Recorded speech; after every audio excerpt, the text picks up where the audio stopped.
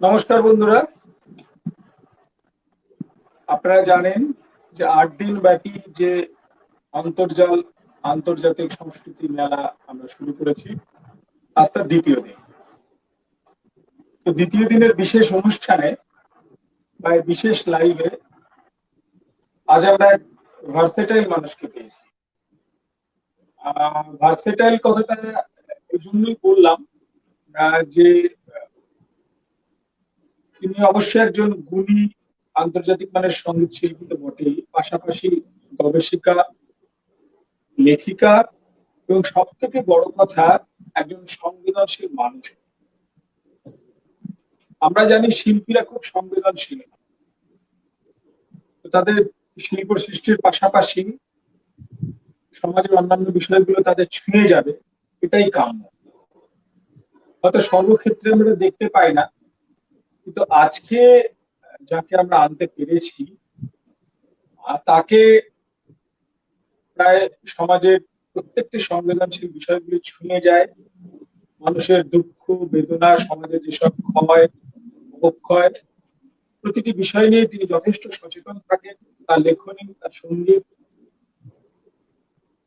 তাকে এগুলো দিয়ে ভাবায় এবং তিনি তার প্রকাশের মাধ্যম হিসাবে এগুলোকে অবশ্যই ব্যবহার করেন।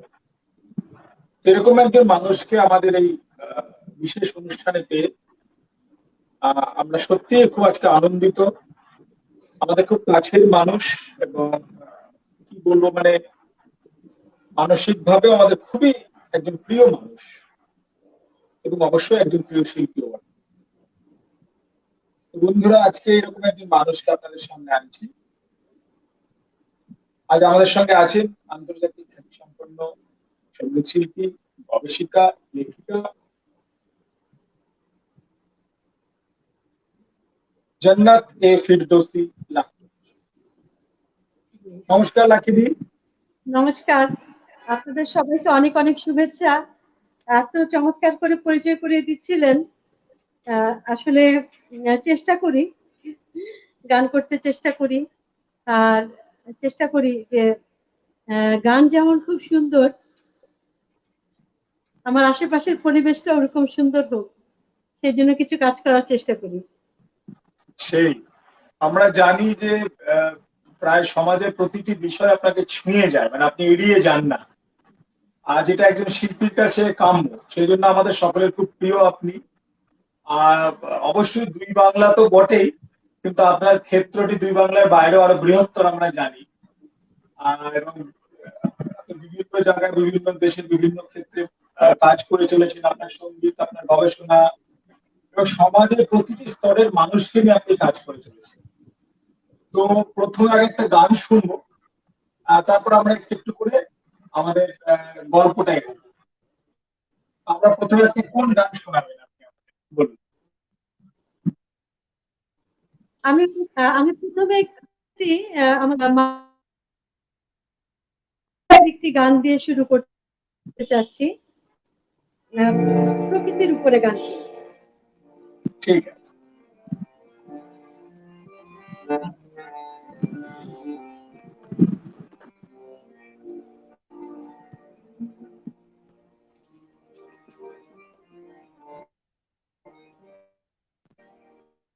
আম্বুলো বাতাসে ভেসে যাব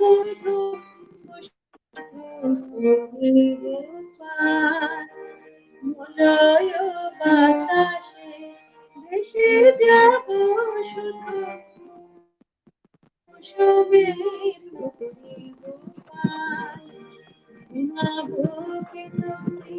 সুবাস সময়ে যাদের কিরণে করিব স্নান, মলয় বাতাসে ভেসে যাব শুধু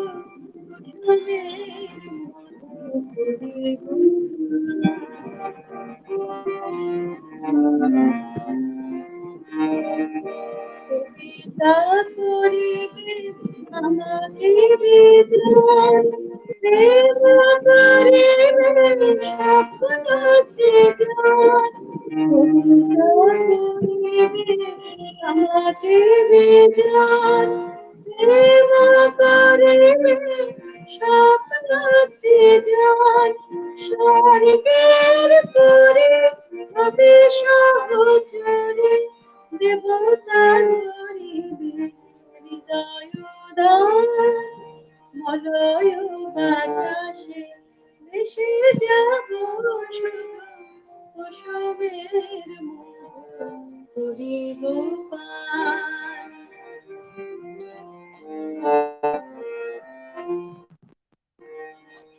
সন্ধ্যার মেঘে ইন্দ্রধনুরে চন্দ্রহার তারাই করিব কর্ণের জগাই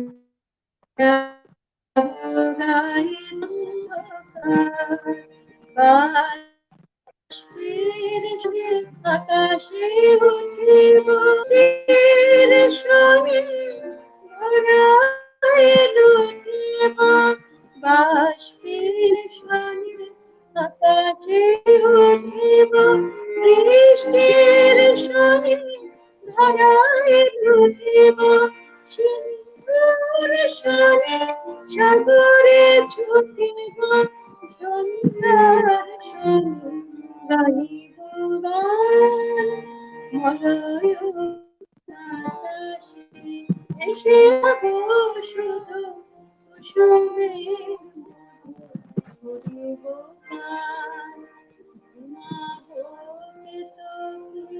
সুবাস শয়নে চাঁদের কিরণে করিব স্নান মলয় বাতাসে ভেসে যাব শুধু কুসুমের মতো করিব পান।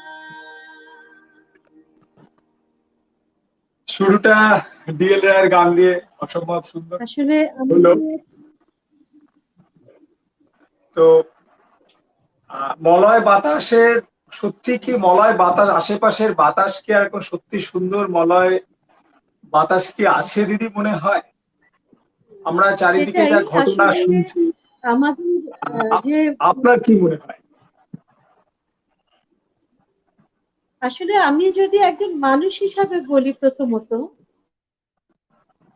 প্রথমত আমি একজন মানুষ, দ্বিতীয়ত আমি একজন বৈচিত্র্যের অধিকারী, আমি একজন নারী। আসলে এই গানটি দিয়ে আবার শুরু করার কারণটাই হচ্ছে যে একজন মানুষ হিসাবে তো আমাদের প্রকৃতির কন্যার মতোই সেই যে সুমধুর যে প্রকৃতি, যে সুমধুর যে বসন্তের যে আবহন, সেখানেই তো আমাদের আসলে ফুলের মতো করেই তো আমাদের বা জীবনটাকে তো আসলে ওইরকম নির্মল ভাবে আমাদের চলার কথা ছিল। কিন্তু আসলে চারিদিকে যে অবস্থা এখন দাঁড়িয়েছে, আমার দেশের কথা যদি বলি, বাংলাদেশ, বা প্রোগ্রামটা হচ্ছে কলকাতা থেকে, বা যদি বলি যে ভারত এবং বাংলাদেশ মিলেই তো আমরা আসলে একদমই প্রতিবেশী দেশ। যে কোনো ঘটনা যদি ঘটে সেটা আমরা আসলে খুব দ্রুতই জানতে পারি, শুনতে পারি। পৃথিবী ব্যাপী এখন একটা খুবই সময় যাচ্ছে আসলে খুব খারাপ, যে এত ধরনের যে সহিংসতা, সেটা তো আসলে কারোই কাম্য না। কিন্তু আমরা আসলে এর মধ্যে দিয়েই জানি এখন মানে প্রতিটা দিন, প্রতিটা ক্ষণ, প্রতিটা মুহূর্ত সেই জিনিসগুলোকে জানি একদম আশেপাশেই পেয়ে যাচ্ছি। তো এটা আসলে খুব খুব কষ্টের, খুব দুঃখজনক যে আমরা আজকে এই সময়ে এসে আমাদের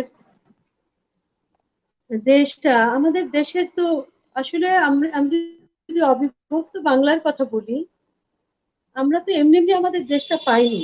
অনেক অনেক ত্যাগ, অনেক রক্তের বিনিময়ে আমরা কিন্তু দেশটা পেয়েছি।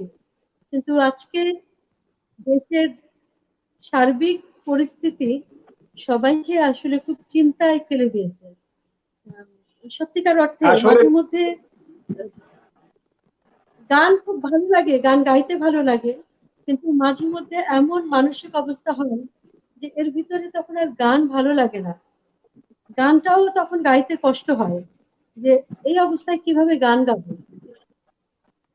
তো যাক, আসলে একটু ভালো ভালো কথা বলার চেষ্টা করি। প্রথমে এত এত না না না মানে কষ্ট করতে হ্যাঁ হ্যাঁ শুরু করি, সেই মনটা আসলে ভারী হয়ে যাচ্ছে, চারিদিকে মনটাই ভারী পরিস্থিতিটা হয়ে এমন, যায়।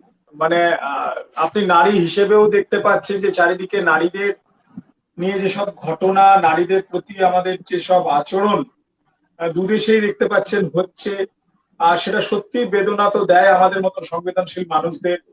এবং আপনি একজন অত্যন্ত সংবেদনশীল মানুষ। তো আমরা পরিবেশটা একটু পাল্টায়, আর একটা গান একটু হোক নাকি, আবার আমরা কথায় করবো, একটা গান। এবার কি গান শোনাবেন দিদি? এবার আমি আমাদের জাতীয় কবি কাজী নজরুলের একটি গান করছি। क्या बात, ভক্তি গান। তার আগে আমি আন্তর্জাতিক অন্তর্জালের অনুষ্ঠানকে আমি আমার কৃতজ্ঞতা প্রকাশ করি যে এইরকম একটা সময়ে করোনা ভাইরাস চলছে, কিন্তু আন্তর্জাতিক সংস্কৃতি মেলা আজকে এখন হচ্ছে, গত গতকাল থেকে শুরু হয়েছে এই মেলাটি। আপনারা কতটা কষ্ট করে এটা করছেন, এটা আমরা বুঝতে পারছি। করোনা ভাইরাসের সুফল আমরা সবাই জানি, কিন্তু তার মধ্যে একটা সুফল যে একজন আরেকজনকে খুব কাছে এনে দিয়েছে। এই একমাত্র একদম তাই। সুফল নিয়ে আছি আমরা এই মুহূর্তে। সেটাই, আমরা অন্তত পজিটিভ দিকগুলো একটু দেখি, এটা এত নেগেটিভিটি চারিদিকে, যতটুকু পজিটিভ দিক পাওয়া যায় সেটাই। গঙ্গা সিন্ধু নর্মদা কাবেরী যমুনা বহিয়া চলেছে আগের মতোই বইলে, আগের মানুষ তরে। গঙ্গা সিন্ধু নর্মদা কাবেরী যমুনা বহিয়া চলেছে আগের মতোই কইরে, আগের মানুষ করে। গঙ্গা নর্মদা।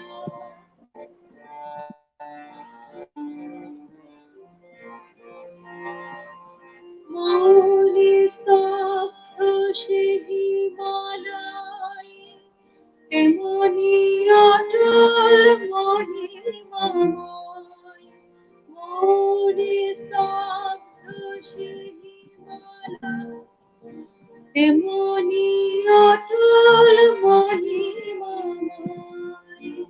নাহি তার সাথে সেই ধ্যানের সে, আমরা তো আর সে জাতি নই। গঙ্গা সিন্ধু নর্মদা।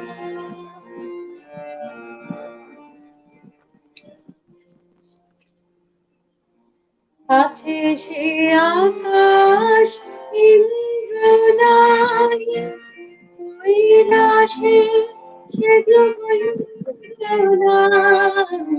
আছে সে আকাশ ইন্দ্র নাই, কৈলাসে সে যোগ ইন্দ্র নাই। অন্নদাসুত ভিক্ষা চায়, কি কহিব এরে কপাল ভয়, কইরে আগে মানুষ হয়। গঙ্গা সিন্ধু নর্মদা।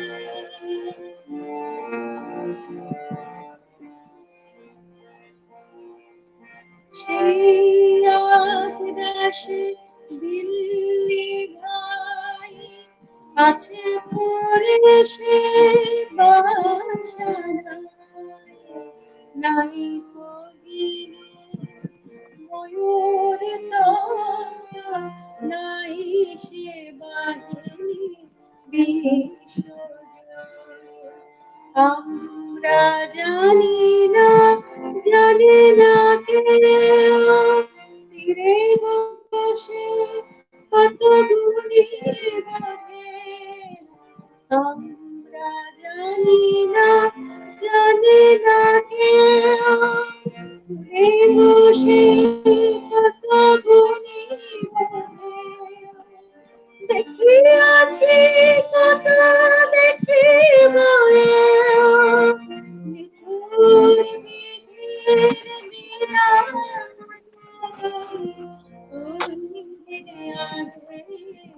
মানুষ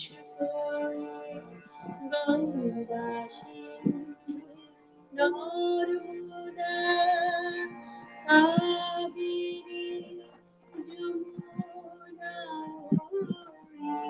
বহিয়া চলেছে আগের মতো কইরে আগের মানুষ গঙ্গা সিন্ধু নর্মদা। সত্যি সেই আগের মানুষগুলোকে এখন খুব দরকার, খুবই দরকার। আমাদের সেই স্বাধীনতা সংগ্রামীদের দরকার, আমাদের যে সামাজিক সংস্কার আন্দোলনের যে মানুষ, আসলে মানুষ বলতে যে মানুষকে বোঝায়, বিদ্যাসাগর মহাশয় বা আমাদের মানে সবাইকেই এখন জানি খুব ভীষণ রকমের দরকার। আমাদের এই সমাজটা অনেকটা বছর আমরা পেরিয়ে এসেছি, অনেকটা কাল পেরিয়ে এসেছি, কিন্তু আসলে তাদের যে মানসিকতা, যে মনটা ছিল, যে জন্য এত কিছু, সেগুলো আবার নতুন করে আবার শুরু করা দরকার, এটা মনে হলো। সত্যি তাই, মানে ধরুন আপনি তো বিভিন্ন কাজে, গবেষণায়, গান বাজনায় গোটা পৃথিবী আপনাকে ঘুরতে হয়। তো এই যে মানুষদের কথা বলছিলেন এখনই, তো আপনি তো অনেক সমাজে অনেক স্তরের মানুষদের নিয়ে কাজ করেন। তো এবং আপনার কি খুব প্রথম সারির, পৃথিবীর প্রথম সারির গবেষণা কেন্দ্র আপনি চালান এবং সেখানকার আপনি প্রধান একজন ব্যক্তিত্ব। আপনার সঙ্গে বোধহয় আমাদের মেজবা কামাল আছেন। তো শুনছিলাম ওনার কাছে, আপনার কাছে শুনেছি। আপনার বোধহয় নাই নাই করে আমার কাছে যতটুকু খবর, প্রায় 8-10টা বই তো অবশ্যই বেরিয়ে গেছে আপনার, মানে বিভিন্ন গবেষণামূলক বই। তো একটু দিদি গানের ফাঁকে এইগুলো একটু শুনি, মানে আপনার এই যে জার্নি সমাজে বিভিন্ন স্তরের মানুষদের নিয়ে, এটা কি শুনি। আমি তো আছি, আমি গবেষণা উন্নয়ন কালেক্টিভ আরডিসি বলে যে প্রতিষ্ঠান, এটা অত্যন্ত সুপরিচিত বাংলাদেশে এবং আসলে আন্তর্জাতিক ভাবেই অনেক ধরনের আমরা কাজ করি, আমরা গবেষণা করি, গবেষণার পাশাপাশি আমরা পলিসি লেভেলে অ্যাডভোকেসির কাজ করি। আমি যদি আমাদের কাজটাকে একটু বলি, যেমন আমরা আমাদের গবেষণার যে বিষয়বস্তু, সেটা হচ্ছে আমাদের যে বাংলাদেশের যে ডাইভার্সিটি, যে আমাদের বাংলাদেশের যে বহু জাতির মানুষের দেশ, বহু ধর্মের মানুষের দেশ, বহু ভাষার মানুষের দেশ, আমাদের আসলে কাজগুলো এরকম। যদি যেমন আমাদের বাংলাদেশে বাঙালি ছাড়াও অসংখ্য মানুষ আছে, বাঙালি ছাড়াও অসংখ্য জাতির মানুষ আছে। আমরা আমরা একটা গবেষণায় দেখিয়েছি, আরডিসি একটা গবেষণায় দেখিয়েছে যে আমাদের দেশে কমপক্ষে 76টি জাতির মানুষ আছে। তো আমরা গবেষণা করে এটা দেখেছি। আমরা আমাদের একটা parliamentary caucus on indigenous peoples and minority, আমরা আমাদের সাথে আমরা কাজ করি, যেখানে আমাদের বাংলাদেশের যারা মাননীয় সংসদ সদস্যরা আছেন, মন্ত্রীরা আছেন, এই ককাসের সাথে কাজ করে। বিশেষ করে তারা বিভিন্ন জায়গায় যে সংখ্যালঘুরা আছেন, আদিবাসীরা আছেন, চা শ্রমিকরা আছেন, হরিজনরা আছেন, এদের অধিকার এবং এদের উন্নয়নের লক্ষ্যে আসলে এই কাজটি করা হচ্ছে। আমাদের যেমন যদি বলি যে আমাদের আগে বলা হতো যে আমাদের সংবিধানে যেমন এখন কিন্তু আদিবাসীদেরকেও কিন্তু একটা স্পেস করা হয়েছে, সেটা অবশ্যই আদিবাসী হিসেবে নয়, ক্ষুদ্র জাতিসত্তা হিসেবে। কিন্তু আমরা মনে করি যে হ্যাঁ, তারা তো, তাদের তো একটা স্পেস হয়েছে, এটা আমরা মনে করি।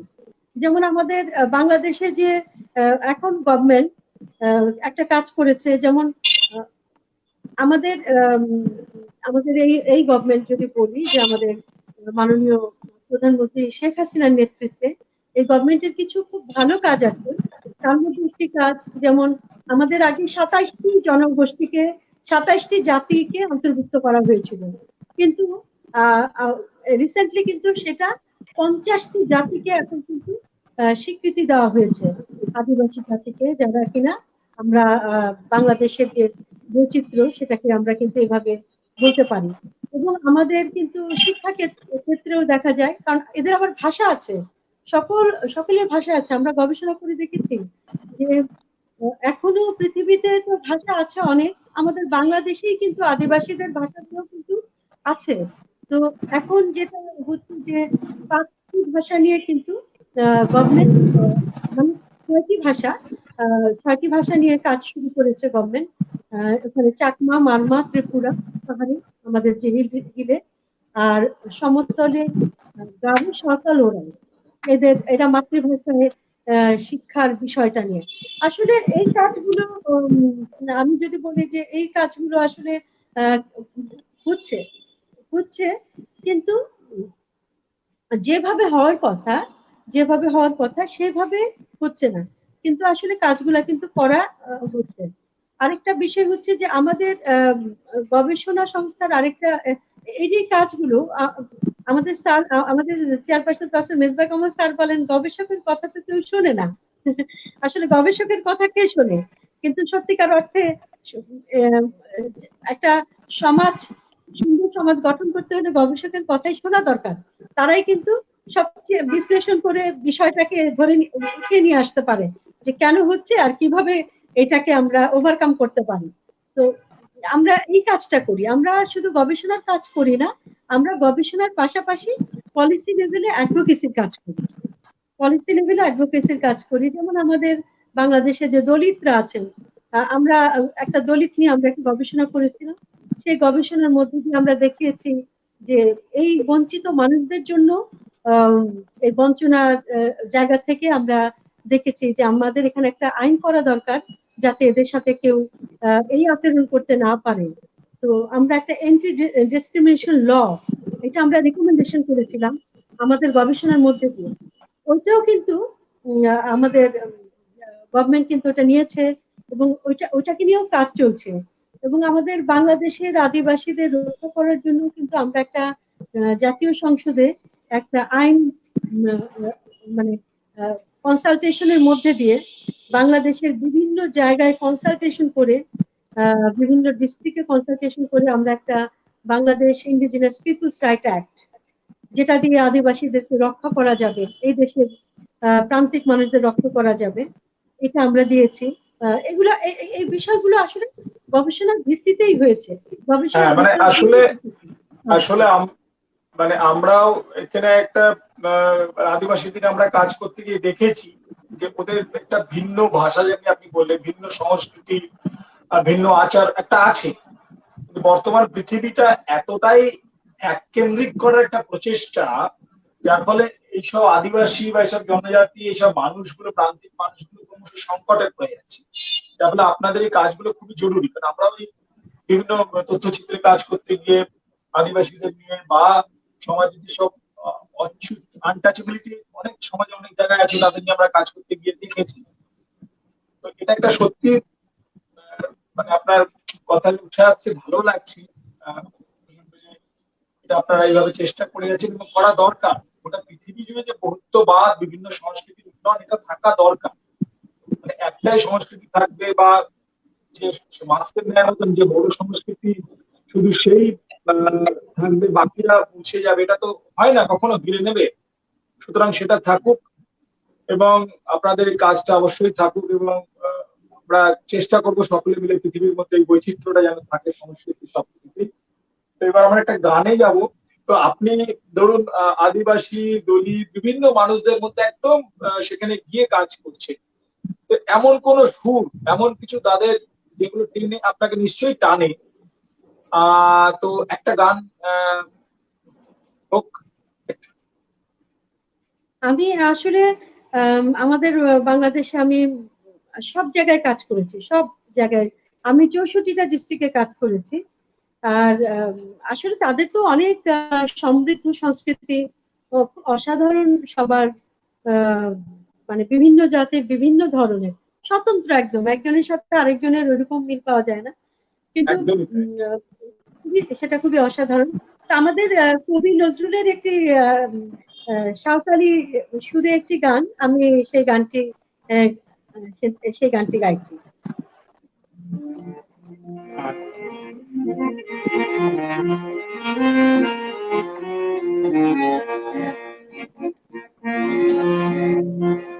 নিম ফুলের মুখে ঝিম হয়েছে ভোমরা, ভোমরা। নিম ফুলের মুখে ঝিম হয়েছে ভোমরা, ঝিম হয়েছে ভোমরা। হা হা মিঠে হাসি রূপ বাজাও, ঝুমুরি নাচো তোমরা, ঝুমুরি নাচো তোমরা। হা হা হা মিঠে হাসি নুপুর বাজাও, ঝুমুর নাচো তোমরা, ঝুমুর নাচো তোমরা। নিম ফুলের মুখে হয়েছে তোমরা, হয়েছে তোমরা।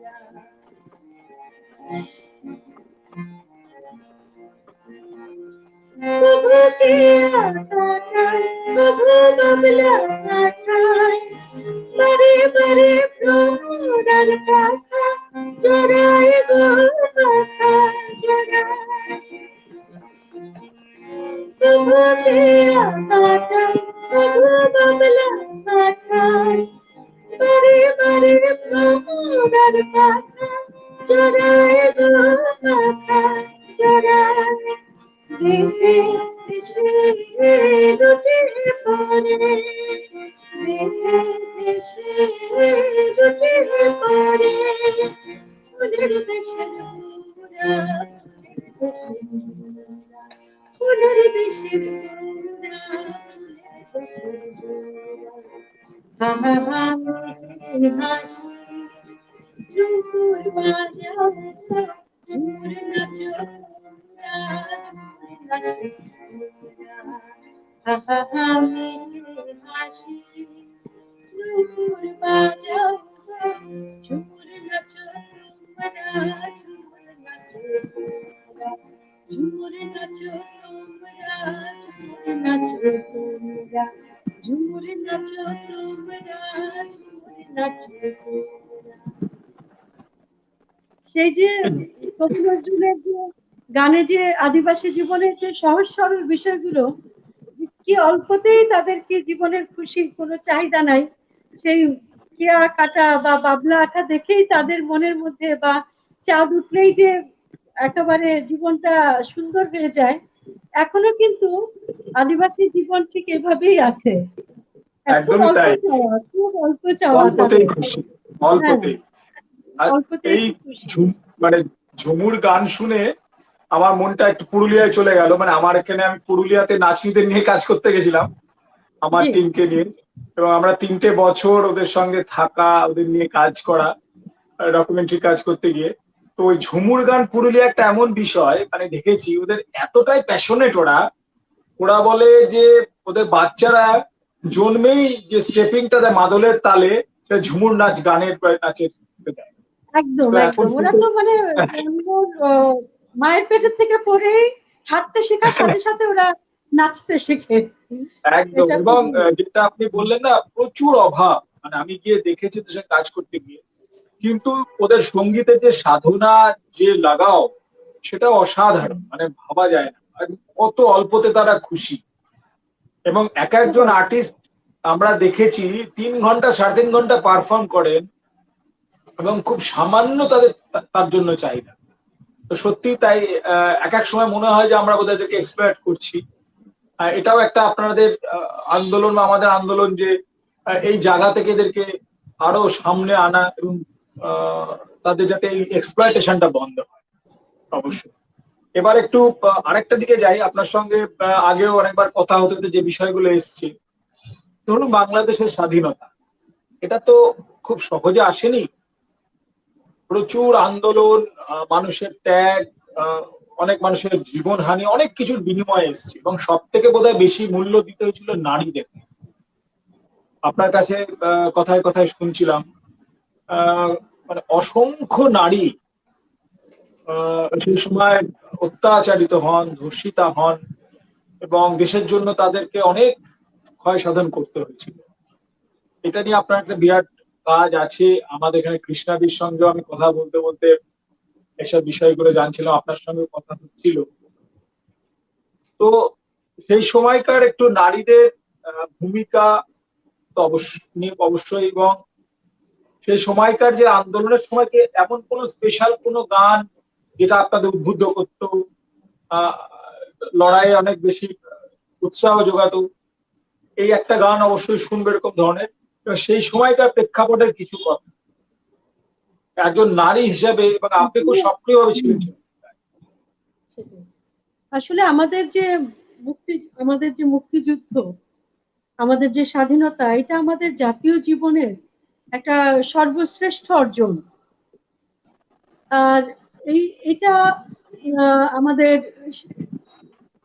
জাতির জনক বঙ্গবন্ধু তার যে ৭ই মার্চের ভাষণ, আসলে সেই ৭ই মার্চের ১৯৭১-এর ৭ই মার্চের ভাষণ আমাদের বাংলাদেশের সকল শ্রেণী পেশা, সকল জাতি, সকল ধর্ম, সকল মানে কৃষক, শ্রমিক, সবাই কিন্তু এই বঙ্গবন্ধুর ডাকেই কিন্তু এই মুক্তির আন্দোলনে ঝাঁপিয়ে পড়েছিলেন।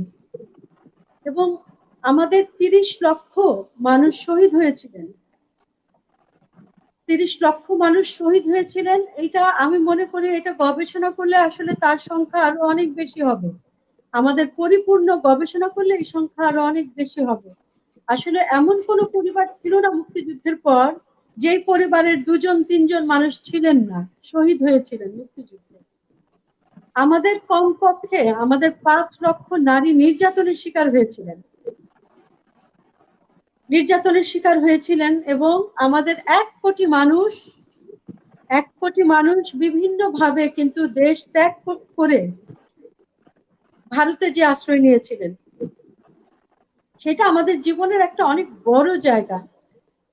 আমাদের মুক্তিযুদ্ধ নিয়ে অনেক কাজ হয়েছে, অনেক কিছু হয়েছে মুক্তিযুদ্ধ নিয়ে, আমাদের শরণার্থী নিয়ে, বিষয়গুলো নিয়ে হয়েছে, কিছু কিছু জায়গায় কাজ হয়েছে। কিন্তু সবচেয়ে কষ্টের বিষয় হচ্ছে আমাদের ৫ লক্ষ নারী যে নির্যাতনের শিকার হয়েছিলেন আমাদের মুক্তিযুদ্ধে, এই স্বাধীনতার সূর্যটাকে আনার জন্য, তাদেরকে কিন্তু আমাদের মুক্তিযুদ্ধের পরে তাদের খোঁজ কেউ রাখেনি। কারণ তখন ৭১ সালে বঙ্গবন্ধু পাকিস্তান কারাগারে ছিলেন।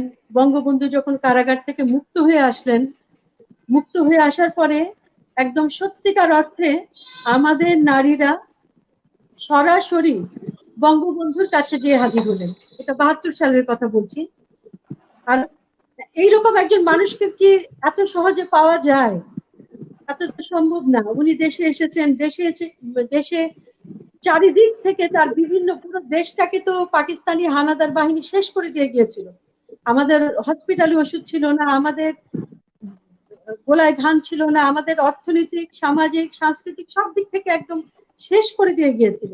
আমাদের শিক্ষা ব্যবস্থা, আমাদের স্কুল, সব। তো সেখানে বঙ্গবন্ধু যখন এলেন ৭২ সালে, এসে তো তিনি একদম পুরো দমে দেশ গঠনে নামলেন। তো তিনি সিরাজগঞ্জে একটা অনুষ্ঠানে গিয়েছিলেন।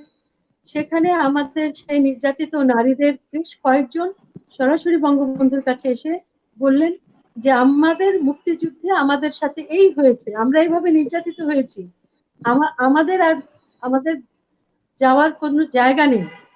অনেক মেয়ে আত্মহত্যা করেছে, অনেক মেয়ে পাগল হয়ে গিয়েছে, একদম পাগল, বদ্ধ পাগল বলা হতো। অনেক মানুষ বেঁচে ছিল, আমিও একজন পাগলকে দেখেছিলাম। হ্যাঁ, আমি যখন ক্লাস 7-এ পড়ি একজন পাগলকে দেখেছিলাম, নারীকে দেখেছিলাম যিনি পাগল হয়ে গিয়েছিলেন। আর অসংখ্য মেয়ে নিজের পরিচয় লুকিয়েছিল, তাদের তো অনেক যুদ্ধ শিশু আছে। এবং দুঃখজনক বিষয় যে অসংখ্য মেয়ে কিন্তু আপনার অন্য পথে, মানে একদম তাদের জীবনটা চলে গেছে একেবারে একটা অন্ধকার পথে পা বাড়াতে বাধ্য হয়েছিলেন, কারণ জীবনটা এরকম ছিল। তো বঙ্গবন্ধু কিন্তু সেই সময় এই নারীদেরকে অসাধারণ কাজ করেছিলেন। তিনি বলেছিলেন যে এদেরকে সর্বোচ্চ জায়গায় নিতে হবে, এদের জন্য আমি দেশ পেয়েছি, এদেরকে সর্বোচ্চ সম্মান জানাতে হবে। একদম এই মেয়েদেরকে বিয়ে দেওয়া থেকে আরম্ভ করে অনেক অনেক কাজ কিন্তু তিনি করলেন। আমার এই কথাটা আমি যখনই বলি আমার সঙ্গে সঙ্গে বিদ্যাসাগরের কথা মনে হয়। বিদ্যাসাগর যেভাবে নারীদেরকে বাঁচিয়েছিলেন, বিদ্যাসাগর যেভাবে নারীদেরকে একদম নিজের হাতে বাঁচিয়েছিলেন আন্দোলন করে, বঙ্গবন্ধু ঠিক এইভাবে আমাদের নারীদেরকে বাঁচালেন। কিন্তু খুব দুঃখের বিষয় যেটা, ৭৫-এ যখন আমরা বঙ্গবন্ধুকে হারালাম, সত্যিকার অর্থে এরাও হারিয়ে গেলেন, তাদের আর কোনো যাওয়ার জায়গা রইল না, একদম হারিয়ে গেলেন। সে ৭৫ থেকে কতটা সময় গেল, অনেক সময় চলে গেছে, কিন্তু এখন সেই ধারাবাহিকতা আমি বলবো আমাদের জাতির জনক বঙ্গবন্ধুর কন্যা শেখ হাসিনা, তিনি আমাদের প্রধানমন্ত্রী। আসলে সেই ধারাবাহিকতায় সেই নারীদেরকে, সেই বীরাঙ্গনাদেরকে, বঙ্গবন্ধু যাদেরকে পুনর্বাসন করেছিলেন বীরাঙ্গনা স্বীকৃতি দিয়ে, তাদেরকে কিন্তু মুক্তিযোদ্ধা হিসাবে তারই কন্যা এই মানে স্বীকৃতি দিলেন। এর মাঝখানের পুরো সময়টা তাদেরকে নিয়ে আসলে কেউ ভাবে নাই। কিছু সমাজ, আমাদের যারা সমাজের নারীরা আছেন, কিছু সংগঠক আছেন, তারা ছোট ছোট করে ভেবেছেন, কিন্তু এইরকম ভাবে বঙ্গবন্ধুর মতো করে ভাবনাটা আর হয়েছিল। তো আমরা আসলে এই দিক থেকে বলবো আমরা খুবই কৃতজ্ঞ। আমাদের জাতির জনক বঙ্গবন্ধুর কন্যা, তাদেরকে মুক্তিযোদ্ধা হিসেবে স্বীকৃতি দিয়েছেন, তাদের জন্য আবারও পুনর্বাসনের ব্যবস্থা করেছেন। আসলে এইটার কোনো তুলনা হয় না। তো এই বছর বঙ্গবন্ধুর ১০০ বছরের উপর বেশ কিছু পাবলিকেশন হচ্ছে। তো সেখানে বঙ্গবন্ধু এবং মুক্তিযুদ্ধের বীরাঙ্গনা, এটা নিয়ে আমার একটা পাবলিকেশন হচ্ছে। সেটা হয়েছে আসলে করোনা ভাইরাসের কারণে কাজটা আর কি বন্ধ হয়ে গেছে, কিন্তু এটা আর কি এই কাজটি আর কি হচ্ছে। তো আসলে এটা একদম গবেষণা, আমি তো বললামই আমার গবেষণা, আমি আরডিসির পক্ষ থেকে যখন গবেষণা করতে গিয়েছি, একদম এই নারীদের অসংখ্য নারীর কেস স্টাডি আমি শুনেছি।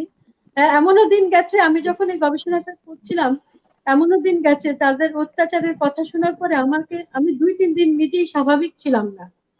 আমি নিজেই স্বাভাবিক ছিলাম না, আমি নিতে পারছিলাম না। অনেক অনেক ধরনের অত্যাচার, যে অত্যাচারগুলো মানে সহজ না।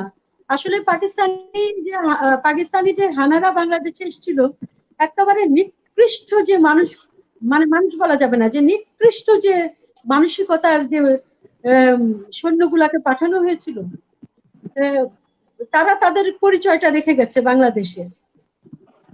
আমাদের বাংলাদেশের নারীর ক্ষেত্রে বিভিন্ন রকম ভাবে যে নির্যাতনটা, সহিংসতাটা তারা একদম রেখে গেছে। তাদের যে চরিত্র, সেই চরিত্রটা তারা এখানে প্রয়োগ করে গেছে। এটা আমরা কোনোদিন ভুলবো না, তাদেরকে আমরা ক্ষমাও করবো না। তো এই কাজটি আর কি করতে যেয়ে আর কি দেখেছি। আর এছাড়াও বাংলাদেশের যে ডাইভার্সিটি, এই যে বাংলাদেশ বহু জাতির মানুষের দেশ, এই ডাইভার্সিটি নিয়ে সংস্কৃতি মন্ত্রণালয় আমাকে দিয়ে একটি কাজ করিয়েছে। সেটা হচ্ছে বাংলাদেশ শিল্পকলা একাডেমির পক্ষে আমি করেছি কাজটা।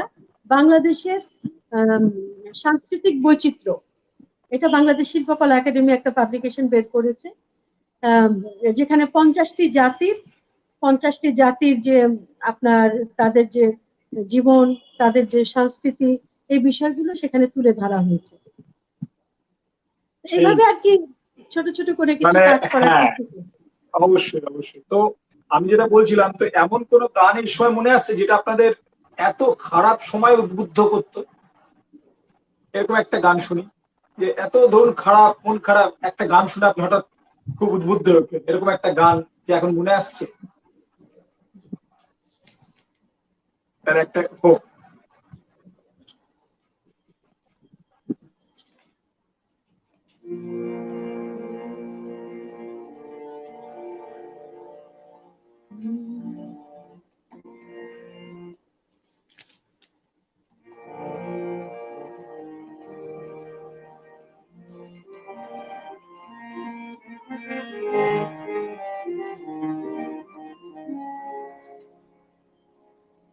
এই গানটি আমাদের ভাষা সৈনিক আব্দুল লতিফের লেখা, ভাষা সৈনিক এবং শিল্পী। এটি 1971 সালের মুক্তিযুদ্ধে বিজয় অর্জনের পরবর্তীকালে লেখা, তবে গানটির মধ্যে দিয়ে একেবারে আমাদের স্বাধীনতা সংগ্রামের বিষয়গুলোই চলে আসছে।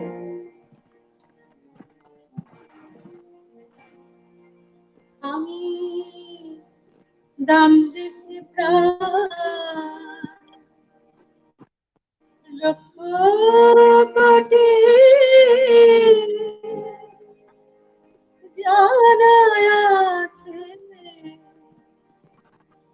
জগৎময়, আমি দাম দিয়ে কিনেছি বাংলা,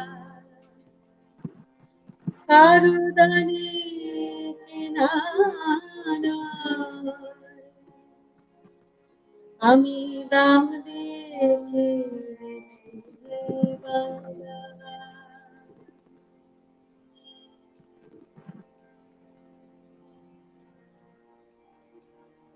1700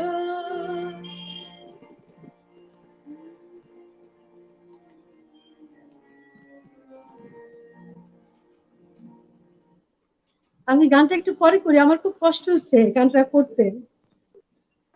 আচ্ছা ঠিক আছে, আমি বুঝতে পেরেছি আপনি খুব আবেগপ্রবণ মানুষ, আমি জানি, আমি আগেও দেখেছি, এবং যে ক্ষতি অসংখ্য নারীর হয়েছে আপনি খুব এটা নিয়ে আবেগপ্রবণ হয়ে পড়েন আমি জানি।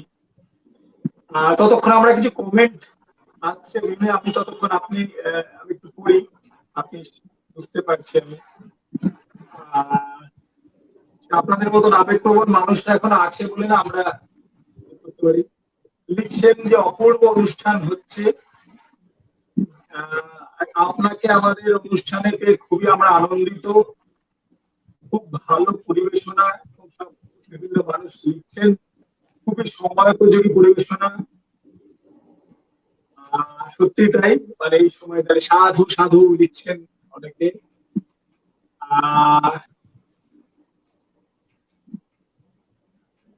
তো খুব সুন্দর। সত্যি আজকে আমরা দিদিকে, আসলে দিদি আমাদের খুব কাছের মানুষ, এই কারণেই কাছের মানুষ যে এরকম একজন শিল্পীরা সম্বন্ধে অনেক পদ্মা আমাদের আছে, আমাদের শিল্পীরা খুব আত্মকেন্দ্রিক, শিল্পীরা স্বার্থপর, শিল্পীরা নিজেদের কাজ ছাড়া কিছু ভাবে না। তো সেরকম জায়গায় দাঁড়িয়ে লাকি দিয়ে আমাদের একজন ব্যতিক্রম বলবো। এবং সত্যি করে যারা বাংলাদেশের এই লড়াইটা দেখেছেন, বাংলার জন্য মানে ভাষার জন্য একটা দেশ, এটা আমাদের সত্যি গর্ব হয়, কারণ আমরা যেহেতু বাংলা ভাষী, আমরাও সত্যি বাংলাদেশের জন্য খুব গর্ব অনুভব করি। আমরা 30 কোটি যে বাঙালি গোটা পৃথিবী জুড়ে আছি, এখানে লিখছেন একজন বহু তথ্যবহুল আলোচনা সমৃদ্ধ হলাম, বিশেষ করে মুক্তিযুদ্ধের নারী যোদ্ধাদের কথা আলোচনা ভালো লাগলো, সাথে শ্রুতি সুখকর গান ও শুনে মুগ্ধ হচ্ছি। জাগো নারী জাগো নারী নারী জাগো।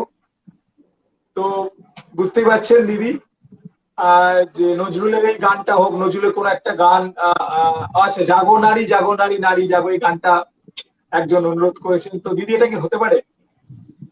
হ্যাঁ নিশ্চয়ই, জাগো নারী জাগো বোন ভেসে খা। হ্যাঁ নিশ্চয়ই। হোক দিদি এটা। হ্যাঁ, গানটা আসলেও আসলে খুব সুন্দর একটি গান, আমার নিজেরও খুব ভালো লাগে। আমি খুব দুঃখিত, আমি আগের গানটা একদম গাইতে পারলাম না, আমি এক সময় শোনাবো। আমার গানটা ইউটিউবে আছে। আমি কিছু কিছু গান একদম গাইতেই পারি না, তার মধ্যে দুইটা গান, একটা হচ্ছে আমি দাম দিয়ে কিনেছি বাংলা, আরেকটা গান আমি গাইতেই পারি না, সেটা হচ্ছে মধুর আমার মায়ের হাসি। এই দুইটা গান আমি কোনোদিনই গাইতে পারি নাই। তো আমি আপনাদের জন্য জাগো নারী জাগো গানটি গাচ্ছি।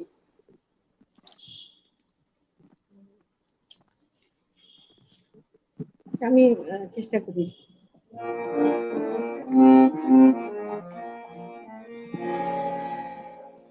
জাগো নারী জাগো শিখা, জাগো নারী জাগো শিখা, জাগো সারা সীমন্তে রক্ত টিকা, জাগো সীমন্তের রক্ত টিকা, জাগো নারী জাগো শিখা, জাগো নারী জাগো শিখা।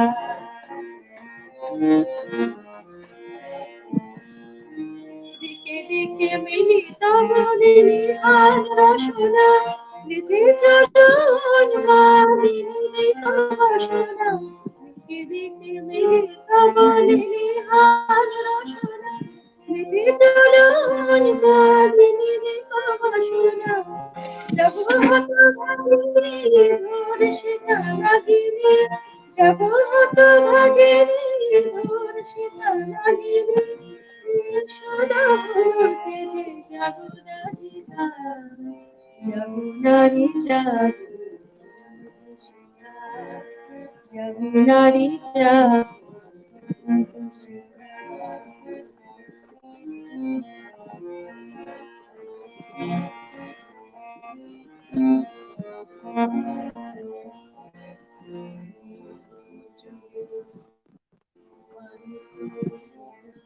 জাগো মাতা কন্যা বধূ জয়া,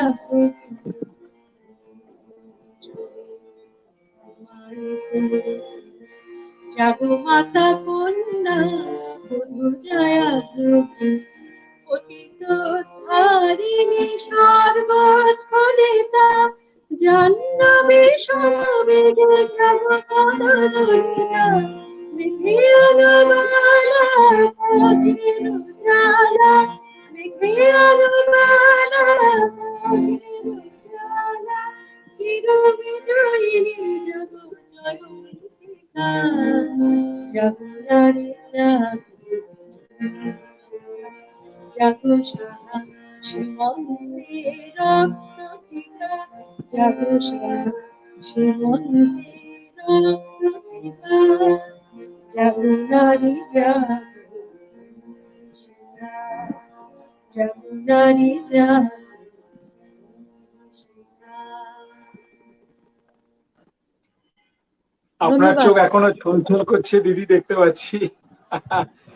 নারীকে তো সত্যি জাগতে হবে। আসলে সমাজকে এগাতে গেলে নারী পুরুষ নির্বিশেষে হাতে হাত মিলিয়ে এগোতে হবে। মানে আমরা যদি মনে করি যে নারীকে পিছিয়ে রেখে, নারীকে চেপে রেখে আমরা পুরুষতান্ত্রিক সমাজ শুধু চালাবো, তাহলে কিন্তু কখনোই সার্বিক উন্নয়ন হবে না। আর খুবই সাম্প্রতিক যে দুটি ঘটনা দু দেশেই মানে ঘটলো নারীদের প্রতি, মানে আপনিও, আমি দেখছিলাম ফেসবুকে এবং বিভিন্ন জায়গায় আপনি অত্যন্ত প্রতিক্রিয়া দেখাচ্ছেন এবং আমরাও দেখাচ্ছি, চেষ্টা করছি। শাহবাগেও আমরা দেখছিলাম একটি প্রতিবাদ হচ্ছে, কালকে আমি দেখছিলাম, ভালো লাগছিল যে, এবং নারীরা সেই প্রতিবাদের একদম অগ্রণী ভূমিকায়। তো এটা আমাদের খুব ভালো লাগছিল। এবং সব থেকে বড় কথা দিদি, একটা জিনিস আমরা খুব লক্ষ্য করি যে ভাষার ক্ষেত্রে, মানবিকতার ক্ষেত্রে এবং একটা কি মানবতা বা ধর্মনিরপেক্ষতার ক্ষেত্রে আপনাদের আন্দোলনটা খুব তীব্র দেশে, আপনাদের দেশে হয়। এবং আমরা বাঙালিরা এই বিষয়টা সত্যি, মানে আমরা সকল জাতি ধর্ম বর্ণের মানুষকে কাছে টেনে নিতে পারি এবং অন্য সংস্কৃতিকে কাছে টেনে নিতে পারি। কিন্তু কোন জায়গায় কি আপনার মনে হচ্ছে যে বাংলা সংস্কৃতি অনেকটা অনেকটা জায়গায় আমরা ভুলতে বসেছি? ধরুন আজকে ঈশ্বরচন্দ্র বিদ্যাসাগরের 200 বছর, ডক্টর মোহাম্মদ শহীদুল্লাহ আপনাদের দেশে শহীদ জননী, আমরা এইসব কাজগুলো করছিলাম, করতে করতে দেখছিলাম যে নারী কিন্তু অনেক অগ্রণী ভূমিকা নিয়েছেন। মানে সেই ঝাঁসির রানীর সময় থেকে শুরু করে, আপনি আজকে একটা পোস্ট দেখছিলাম আপনার, যে ফুলন দেবীর কথা আপনি সেখানে তুলে এনেছেন। তো এই সময়ে দাঁড়িয়ে মানে নারীদের সত্যি যদি সমাজকে পাল্টাতে হয়, তাহলে নারীদের কি করণীয় আপনার মনে হয়? আসলে যে ঘটনাগুলো আসলে এখন ঘটছে, এগুলো তো আর একেবারে কঠিন আইন করে বা একদম শেষ করে দেওয়া, এটা তো আর একেবারে রাতারাতির কাজ না। এটা তো আমাদের আসলে সময় লাগবে। এই যে আমাদের যে দিনের পর দিন আবহমান কাল থেকে যে আমাদের যে মাইন্ডসেটটা, আমাদের যে মানসিকতা, যে নারী মানেই অধস্তন, নারী মানেই তাকে, আমরা যেমন আমার মেয়েটাকে যখন শুধু মেয়েটাকে আমরা শিক্ষা দিতে চাই, তুমি এইভাবে চলো, তুমি ওভাবে চলো, তুমি জোরে কথা বলো না, জোরে হেসো না, তুমি এই পোশাকটা পরো না, তুমি এই কাজটি করো না, সন্ধ্যার আগে তুমি বাড়ি ফিরো। এই পরিবার কিন্তু আমরা আসলে সব সময় আমরা আমাদের মেয়েটাকেই এই শিক্ষাগুলো দিয়েছি। কিন্তু আমি আসলে একজন মা হিসাবে বলছি, আমার দুইটা ছেলে, আমি মা হিসাবে বলছি এই কথাটা, যে এই শিক্ষাটা আসলে আমাদের ছেলেদের দেওয়া উচিত। আমাদের ছেলেদেরকে বলা উচিত যে বাবা, তোমার কারণে জানি কারো কোনো অসুবিধা না হয়, তুমি তুমি মানে আমরা যে শিক্ষা মেয়েগুলাকে দিচ্ছি আমার পরিবার থেকে, আমরা সেই শিক্ষাটা ছেলেদের দেই না।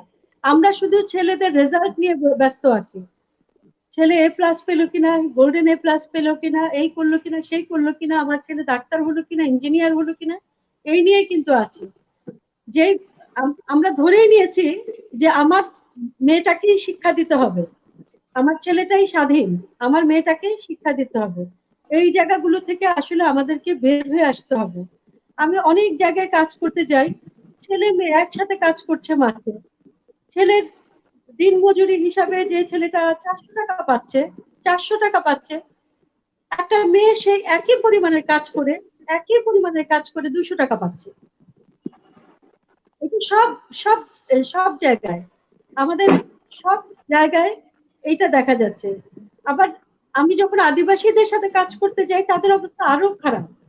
তারা নারী হিসাবে জাতিগত ভাবে তারা নির্যাতনের শিকার, ধর্মীয় ভাবে নির্যাতনের শিকার। যেমন একটা আদিবাসী মেয়ে যখন কাজ করছে মাঠে, ওরা স্বামী স্ত্রী দুজনে কাজ করছে, আমি রোয়াংছড়িতে কাজ করতে গেলাম, স্বামী পায় 400 টাকা আর ওয়াইফ পায় 250 টাকা। তারা দুজনই হচ্ছে আপনার বোম কমিউনিটি। তা আমি জিজ্ঞেস করলাম যে আপনারা কি সময়টা কখন, তো বললো যে না, একই সময় কাজ, কিন্তু আমাদের এরকমই। তা আমি বললাম কেন, দিদি কি কাজ কম করে, যে দিদি মানে মজুরিটা কম, দিদি কি কাজ কম করে? তো তখন বললেন যে না না, উনি তো আর গাছ কাটতে পারবে না। তা আমি বললাম যে গাছ কি প্রতিদিন কাটেন, পাহাড় কি প্রতিদিনই কাটেন? মানে আমরা ধরেই নিয়েছি, আমরা মানসিক ভাবেই ধরে নিয়েছি যে মেয়েটাকে কম মজুরি দিলে হবে, মেয়েটাকে কম মজুরি দিলে হবে।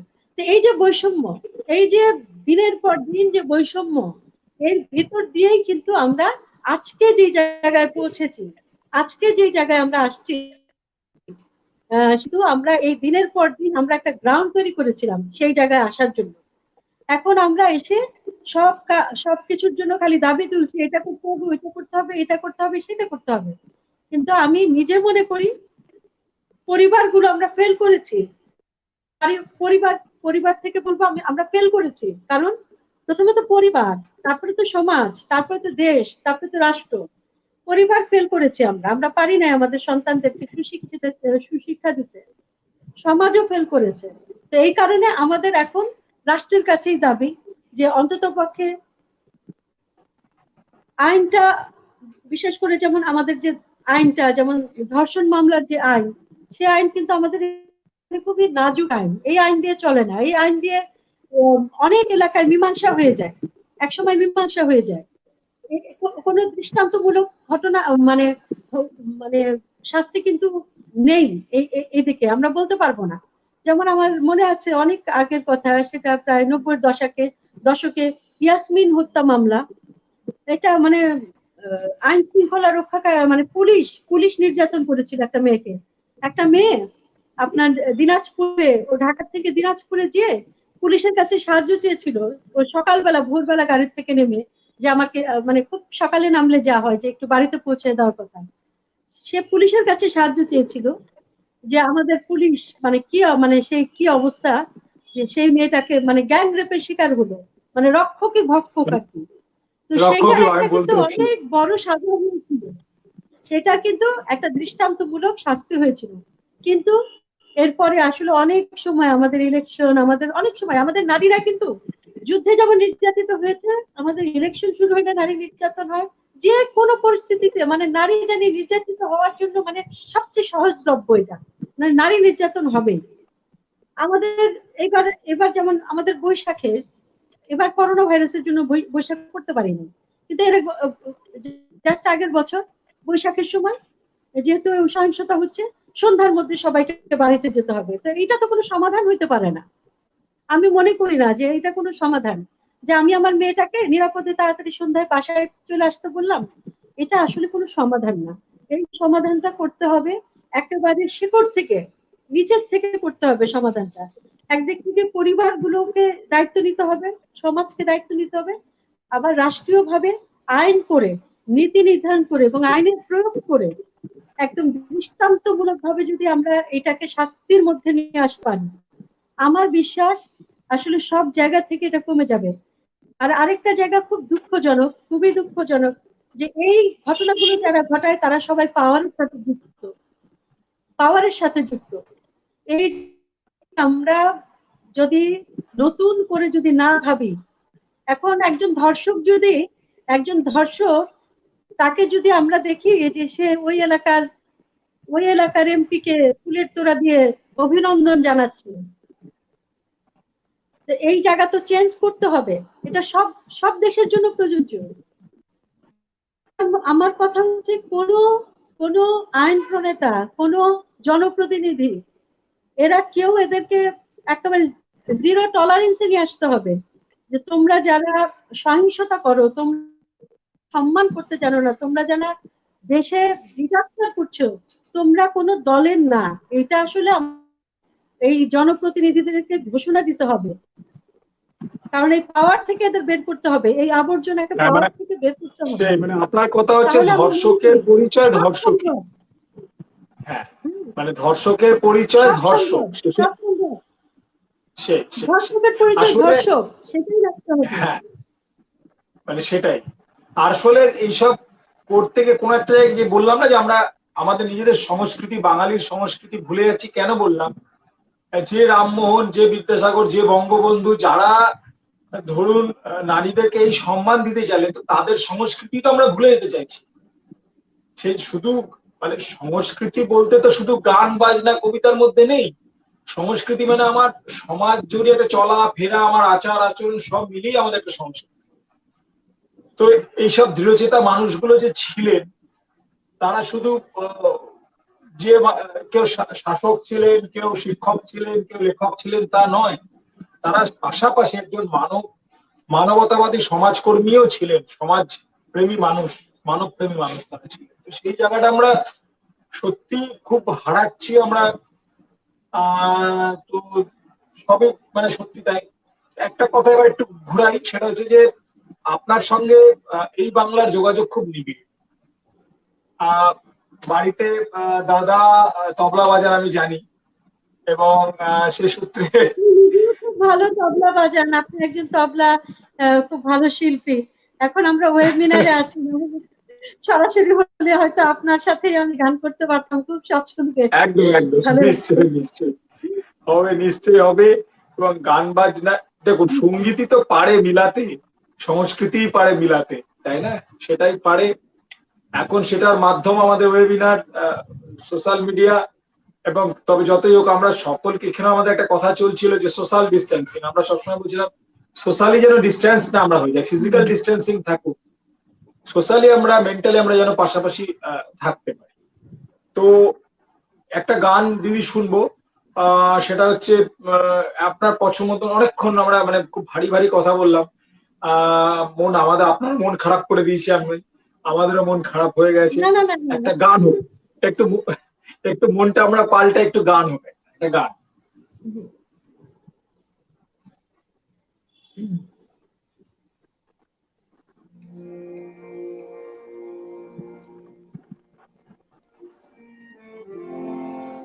একটি আমাদের একটি মুক্তি সংগ্রামের একটি গান করছি। এই গানটি লিখেছেন বিখ্যাত গীতিকার গোবিন্দ হালদারের একটি গান গাচ্ছি। এই গানগুলো আসলে সময় ছাড়া তো কেউ গায় না, সেই আমাদের মানে একটা নির্দিষ্ট সময়ে গানগুলি গাওয়া হয়, কিন্তু আমি মনে করি এই গানগুলি আসলে নিয়মিত গাওয়া দরকার, নিয়মিত গাওয়া দরকার। আমি বলতে চাই, আমি এই প্রসঙ্গে বলতে চাই যে এই যে আমাদের আমাদের সন্তানরা নারীর প্রতি অনেক সম্মান দেখাতো। যদি আমরা আমাদের সন্তানদেরকে নিয়ে আমাদের যে ব্রিটিশ বিরোধী আন্দোলন থেকে গণতান্ত্রিক সকল আন্দোলনে এবং এই যে মুক্তিযুদ্ধে নারীর উপরে যে ঘটনাগুলো ঘটেছে, এগুলো তো বিভিন্ন মিউজিয়ামেও আছে, আছে তো, বা এর উপর অনেক বই আছে। তা আমরা যদি পারিবারিক ভাবে পরিবারগত ভাবে যদি আমাদের সন্তানদেরকে সেই নারীদের দেখাতাম, তাহলে আমাদের নারীদেরকে আর আজকের এই দিনটা মনে হয় দেখতে হতো না। অনেক সম্মান পেত আমার নারীরা, সেই মনে সেই হয়। একদমই তাই, একদম।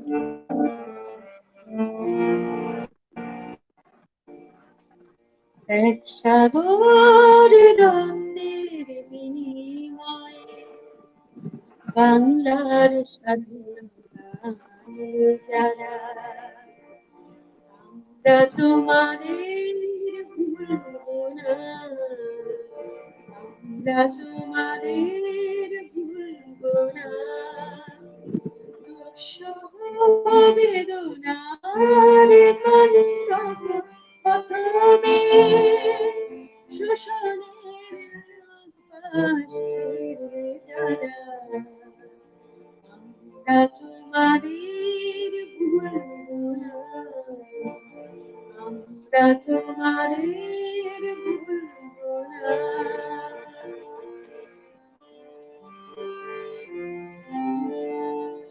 যুগের নিষ্ঠুর বন্ধন হতো মুক্তির বারতা আনলে যারা, যুগের নিষ্ঠুর বন্ধন হতো মুক্তির বারতা আনলে যারা, আমরা তোমাদের ভুলবো না, ভুলবো না, ভুলবো না। এক সাগর রক্তের বিনিময়ে বাংলার স্বাধীনতা যারা, আমরা তোমাদের ভুলবো না।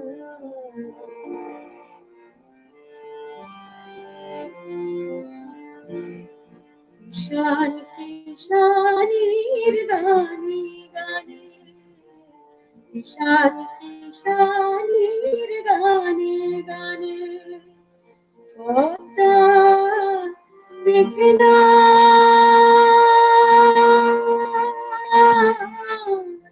মরদানে বাউলে একটা রাতে বাউলে একটা রাতে আনন্দ ঝঙ্কারে আনন্দ ঝঙ্কারে তোমাদের নাম ঝঙ্কিত হবে, ঝঙ্কিত হবে, ঝঙ্কিত হবে, ঝঙ্কিত হবে।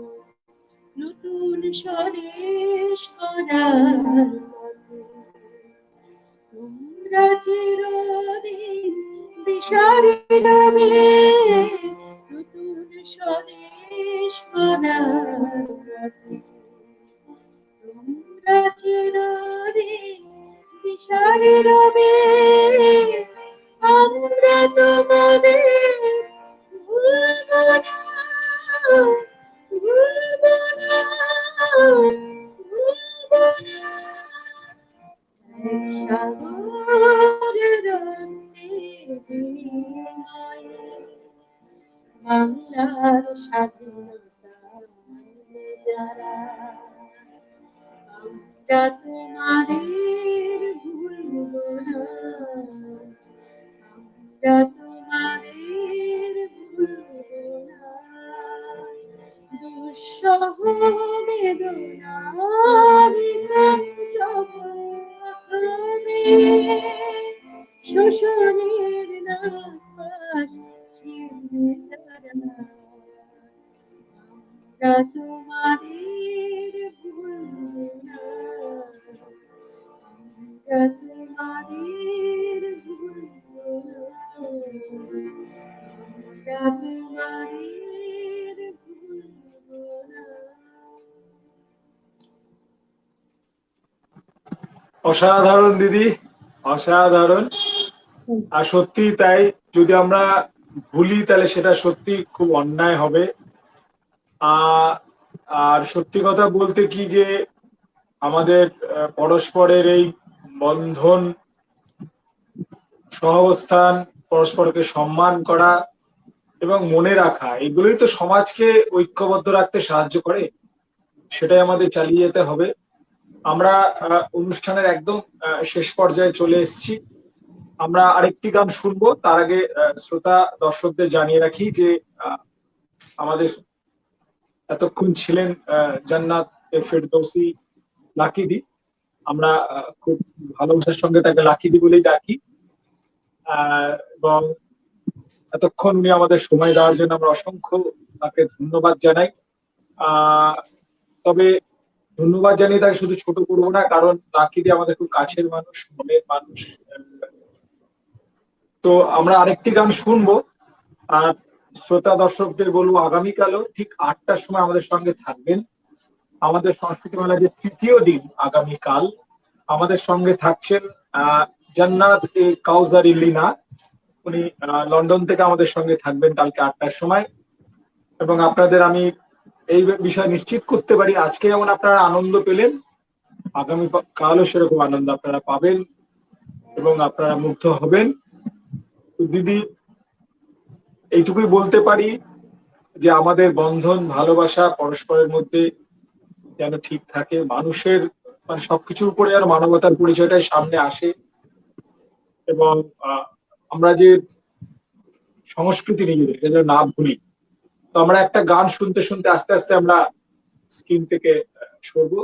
শেষে কোন গানটি আপনি শোনাবেন? এবং আপনারা বলি, করোনা কালে আমি জানি প্রথম দিকে আপনি করোনা আক্রান্ত হয়েছিলেন, সে সময় আপনার সঙ্গে আমার, তো আজ বলছি দর্শকদের, তখন বলিনি, আজ বলতে বাধা নেই যে সে সময় এত স্পিরিট দেখিয়েছিলেন দিদি। করোনা থাকা অবস্থাতে একটি বদ্ধ ঘরে আমাদের একটি অনুষ্ঠান ছিল শহীদ জননী জাহানারা ইমামকে নিয়ে।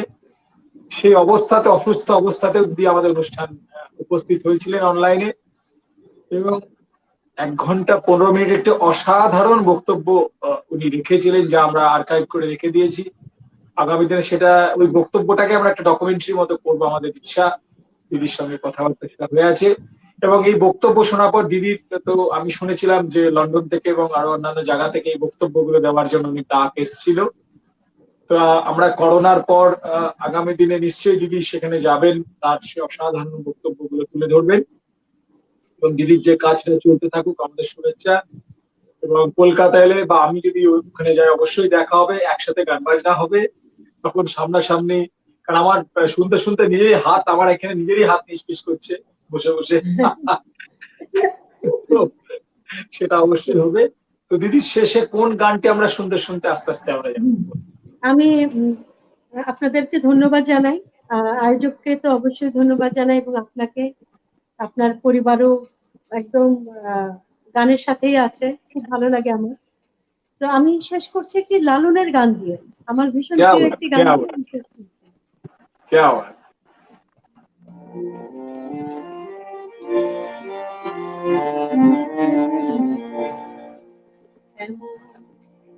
মানব সমাজ সৃজন হবে যেদিন হিন্দু মুসলমান খ্রিস্টান জাতি গোত্র রবে,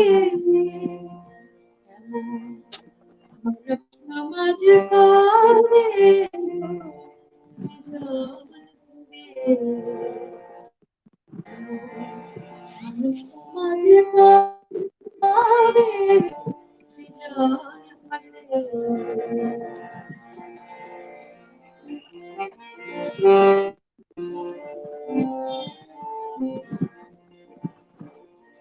শোনাই লোকের বলে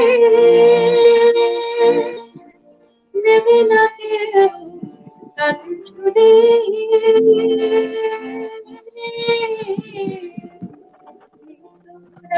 রাত বলে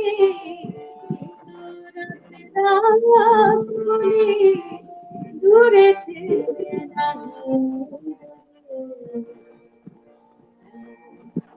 মানব সমাজে কবে গো সৃজন হবে?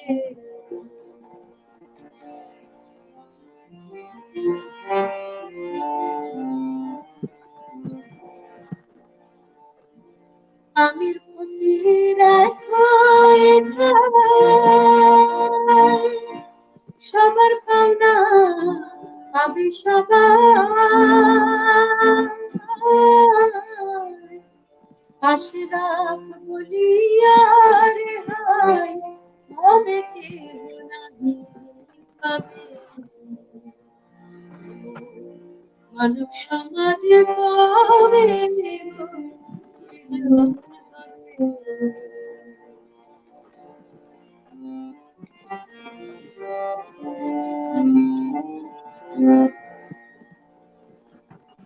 ধর্মমূল গোত্র জাতি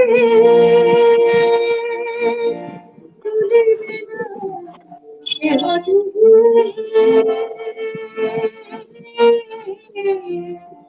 ধর্মমূল গোত্র জাতি তুলিবে না কেহ যুগে।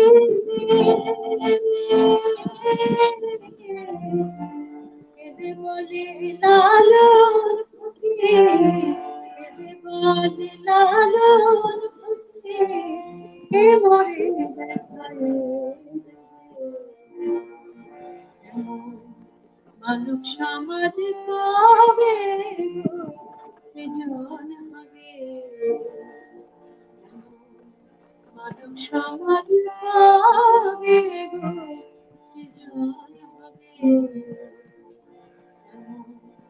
মানব সমাজ কবে গো সৃজন হবে? আহা হা আহ দিদি, মনটা একদম ভরে গেল। আপনি ভালো থাকুন, আপনার পরিবার ভালো থাকুক, সকলে ভালো থাকুক। খুব ভালো সময় কাটালাম দিদি আপনার সঙ্গে, ভালো লাগলো, মানে আমারও খুব ভালো লাগলো। আশা করি শ্রোতা দর্শকদেরও ভালো লেগেছে। সকলকে বলি সাবধানে থাকবেন, ভালো থাকবেন, এবং এই সময়টাকে যেন আমরা দ্রুত কাটিয়ে উঠতে পারি, এটাই কামনা করি। আমরা সকলে মিলিত হই আবার একসাথে, এবং মানব সমাজ যেটা ক্রমশ কলুষিত হয়ে যাচ্ছে, আমরা চেষ্টা করি যেন এটাকে সুন্দর করে তোলার। কোথাও কেউ যেন অত্যাচারিত না হন, অবহেলিত না হন, এরকম একটা সমাজই তো আমাদের অতীতের মহাপুরুষরা দেখে এসেছিলেন। তো সেটাই যেন থাকে, এবং আমরা আগামী দিনে সুন্দর একটা সমাজ গড়তে পারি, সেই চেষ্টাই করি।